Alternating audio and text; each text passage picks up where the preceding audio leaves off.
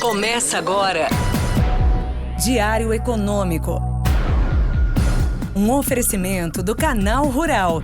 Uma análise das principais informações que impactam os mercados, a economia global e do Brasil. Apresentação Marco Caruso. Bom dia, pessoal. Hoje é sexta, dia 7/6 e este é o seu Diário Econômico. Os mercados chegaram então no principal dia da semana com um tom melhor do que a gente largou.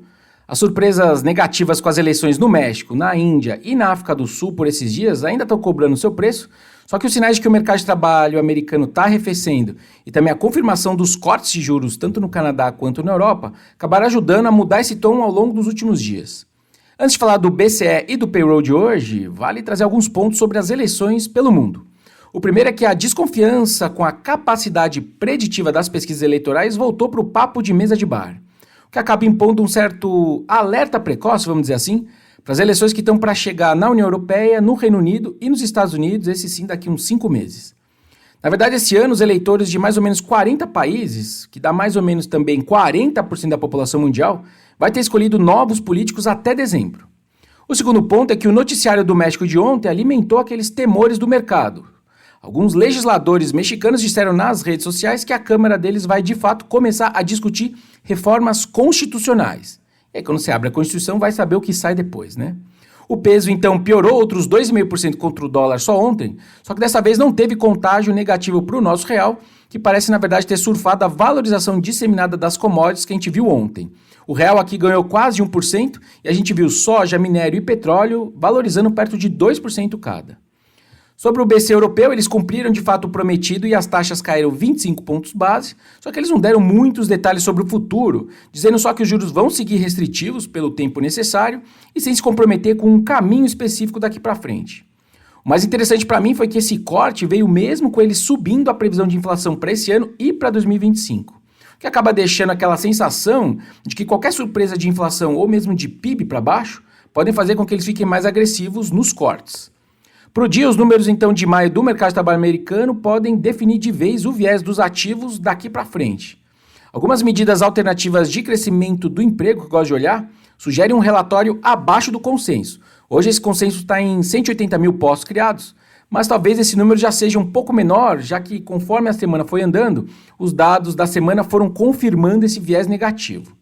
O desemprego americano, que está em 3,9% hoje e vem subindo muito lentamente, inclusive com várias pausas entre os meses nessa piora, ainda não desperta qualquer preocupação.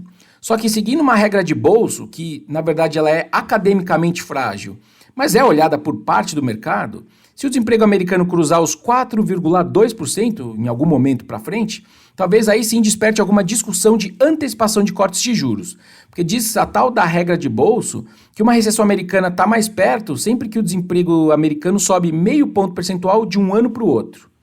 Acho que não é o caso para o futuro próximo, mas enfim, fica aí a ideia guardada na manga. Por aqui, poucas novidades relevantes, mas vale citar a fala do diretor do BC, o Gabriel Galípolo. Ele reconheceu que a desancoragem das expectativas de inflação incomodam e que a função do comitê é reagir. Nas palavras dele, cabe ao BC, por ações e discursos, mostrar que existe um compromisso. Também disse que o mercado de trabalho mais apertado do que o esperado tende a indicar um processo de desinflação mais difícil e mais lento. E, mais importante do que isso tudo, ele também afirmou que vê muito valor no consenso. De fato, ficou claro que a divisão nos votos no último Copom teve um custo importante, inclusive de credibilidade.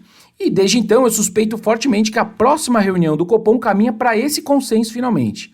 Essa minha visão de que eles vão costurar esse consenso nessa próxima decisão não era esperada por ninguém com quem eu conversei sobre Selic esses dias, mas pode passar a ser. Bom, ainda mais se o câmbio seguir pressionado como a gente está vendo agora e se as expectativas de inflação não pararem de piorar.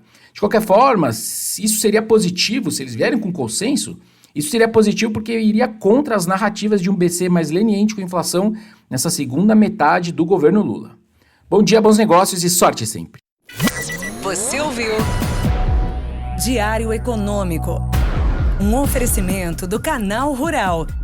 Uma análise das principais informações que impactam os mercados, A economia global e do Brasil. de segunda a sexta, às 6 da manhã, no Spotify e YouTube.